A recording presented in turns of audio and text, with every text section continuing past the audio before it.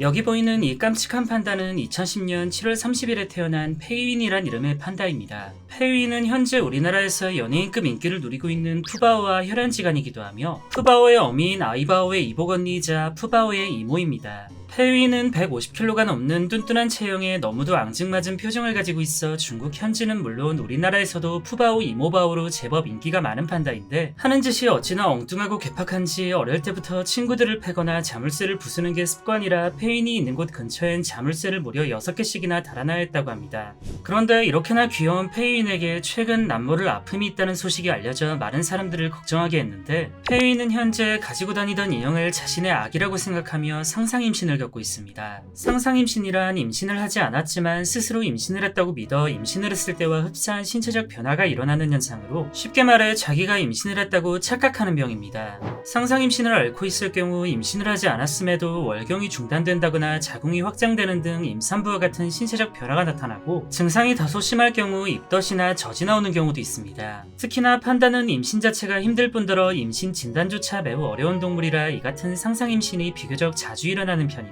판다뿐만 아니라 인간은 물론 포유류라면 어떤 종이건 상상임신이 나타납니다.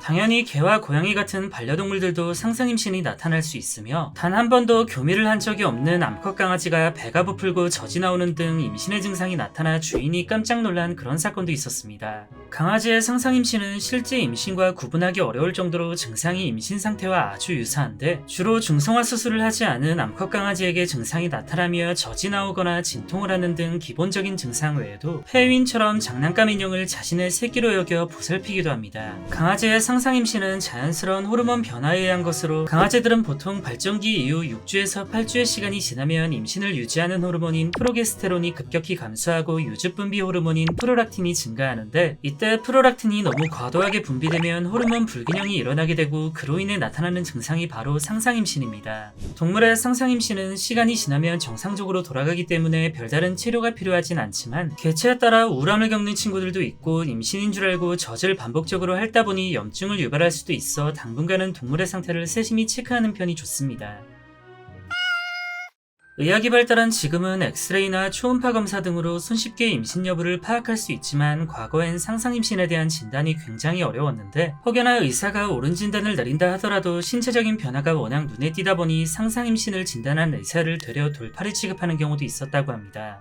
인간의 상상임신은 호르몬 변화로 인해 나타나는 다른 동물과 다르게 아이를 간절히 원하는 심리적인 요인에 의한 것으로 추정할 뿐, 지금까지도 정확한 원인이 밝혀지지 않고 있는데, 역사적으로 가장 유명한 인간의 상상임신은 영국 메리 1세 여왕의 상상임신 사건입니다. 아이를 간절히 원했던 메리 1세 여왕은 일생 동안 무려 2차례나 상상임신을 경험했으며, 첫 번째 상상임신 땐 출산 예정일이 2개월이나 지나고도 진통이 일어나지 않고 월경을 시작하자 상상임신임이 밝혀졌고, 이후 드디어 꿈에 그리던 임신에 성공했나 싶었지만 이번에도 20개월이 지나도록 출산의 기미가 보이지 않자 상상임신임이 밝혀졌습니다. 이 당시 턱없이 부족했던 의학 수준 때문에 여왕의 상상임신은 그 누구도 감히 예상조차 하지 못했었는데, 실제로 입덧을 하는 등 누가 봐도 임신의 증상이 나타났기 때문에 귀족들과 다른 나라의 귀빈들은 축하 선물까지 미리 보내는 등 여왕의 출산을 준비했었습니다. 한 번도 아니고 2번이나 상상임신을 겪은 메리 1세 여왕은 이후 우울증에 시달리며 몹시 힘든 시간을 보내야 했고, 이 점은 의학이 발전한 지금도 마찬가지라 상상임신을 겪었던 많은 여성들은 비록 몸은 정상적으로 돌아왔지만 심리적인 충격으로 인해 이후 추가적인 치료를 요한다고 합니다.